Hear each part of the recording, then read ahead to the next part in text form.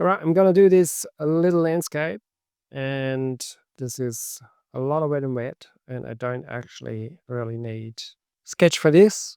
So I'm just gonna mix a lot of water to start with, and I'm gonna give this a bit of a warmer sky. So I'm gonna put a bit of this Naples yellow in, which is quite a creamy color, and that'll be for my white of the clouds to start with. It's very watery, and then I've got a relatively big brush, so I'm just going to randomly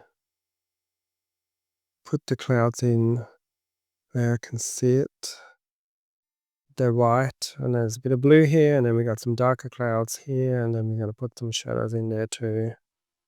Let's go down to the horizon line. It's about there. And next up, we are mixing some of that blue. I'm going to use Cerulean straight in there, and then let this run into each other so that we get these lovely effects. Want to make sure I don't cut out too much of it, because then we lose the lovely whiteness. And now we are going a bit of lavender, and then a bit of raw sienna. It makes a nice warm grey. Let's just start with this and see how that goes. That's pretty good.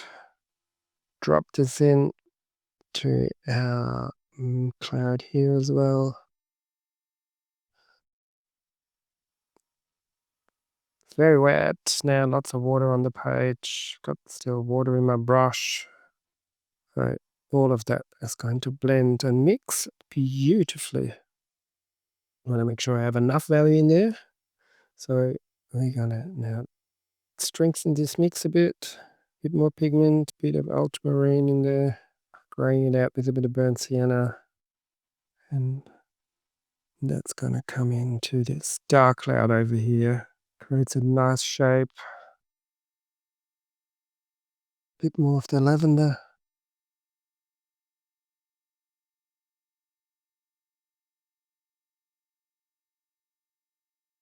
Pulling that through over there. We find the strokes here. So, and while we've got the sky is still a little bit wet, I'm going to put in the background hill.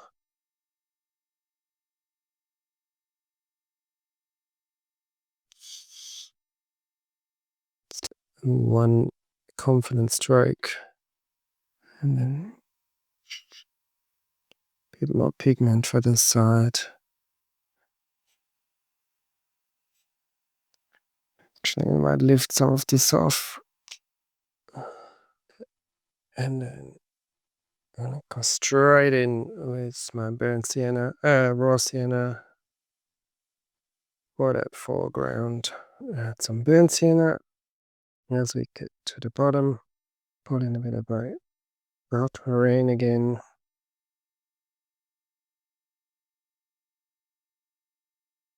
Maybe move to a smaller brush. The burnt sienna and ultramarine blue combined will make a nice grey-green for me. Your pigments might do something different. But you can already see we're getting some lovely depths in there. Even though all of that will almost certainly be lost once this dries. This is a little bit too harsh. Clean and damp brush. And then just gently break this up a bit.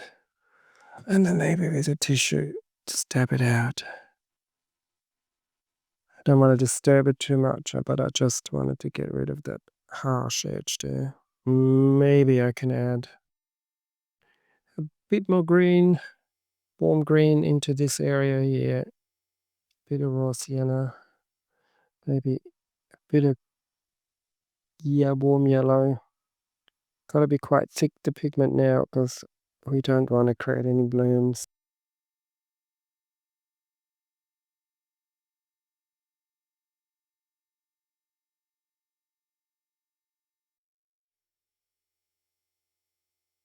Add a bit burnt sienna.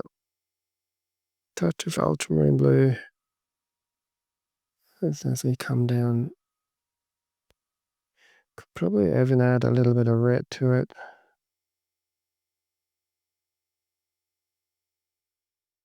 Make sure it's really dark, just into this green here.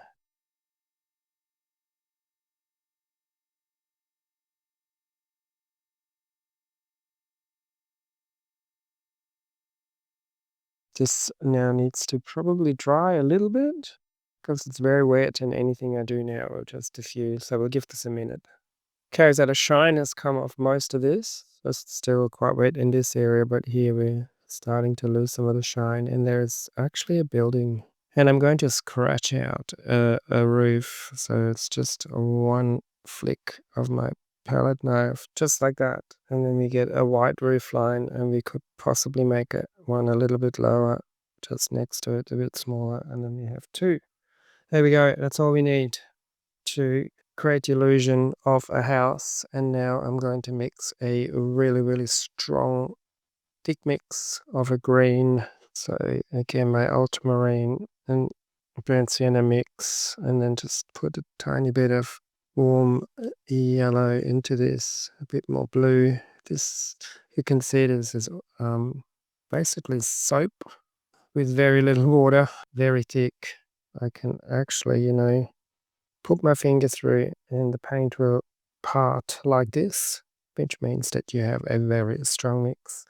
Because I want to add some trees in here while it's still a little bit wet, so that we have a bit of fuzzing, but the pigment needs to be really thick, otherwise it's obviously going to run too much still. And then I'm just going to add those middle ground trees in here. And they need to be significantly darker and they can't run away from us.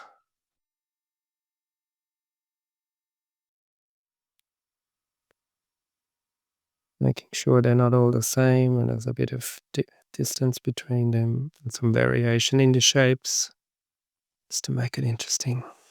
Burnt sienna to this, make this warmer. And while we got this, I'm gonna also just drop in some of our foreground grasses, so that it still has a chance to soften out a bit while it's not completely bone dry. A line here, could be a road, just something to anchor those trees in the back. I might do one more thing. There is a fence post in the photo actually on that side, but this is looking quite nice, but this is a bit unresolved here, so I might just scratch out one fence post.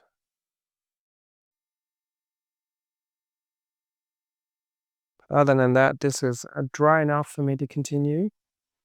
And I've still got a really strong mix here. I just got to choose which brush I'm going to use. And I think I might use my calligraphy brush for this because it will give me a lot of control, hopefully some broken edges. I'm going to look at the tree from a different photo. And I don't want to overcook it, so I'm just going to start here. Probably want the foliage to be sort of here.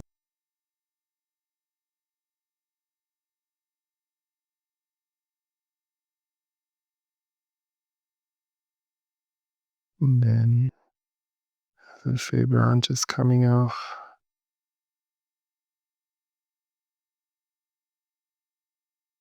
Gonna use a grayer, lighter color dry brush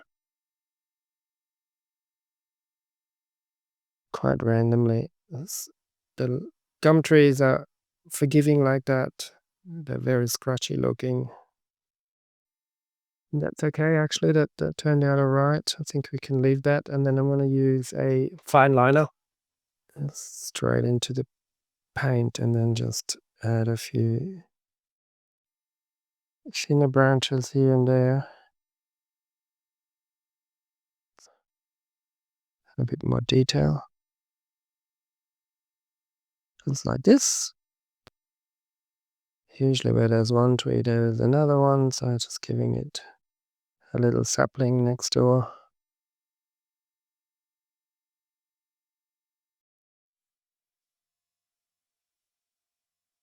A little bit of shadows. It's quite gritty, this painting. Oh. that same brush to create a bit more texture here in our foreground. And it is quite dark at the bottom, so I might just go all in.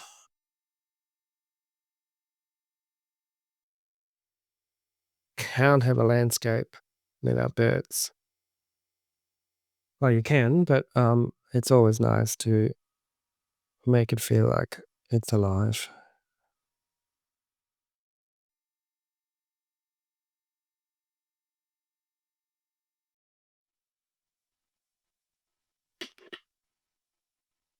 Individual leaves at the edges. We only need detail at the edges of trees.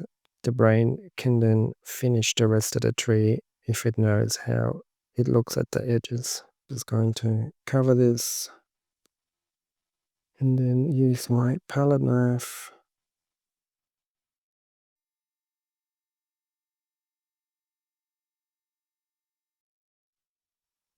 It's not for everyone. I like it.